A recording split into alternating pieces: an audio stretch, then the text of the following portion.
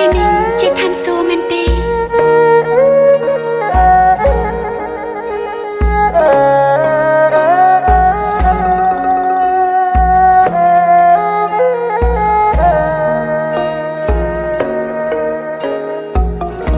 ក្លិនអូនក្រអូ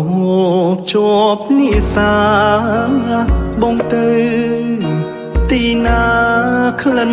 ជីវ៉ាតាមជានិច្ចទោះយ៉ាងណាក៏ចិន្តាមិនភ្លេចពេលប្រឡែងអោបក្តិចថើបក្រញិចញញឹមគេសាក្លិនអូនក្រអូបមិនព្រួលប្រែម្ដេចចិត្តកិច្ចការបែប្រែព្រួលពីស្នេហា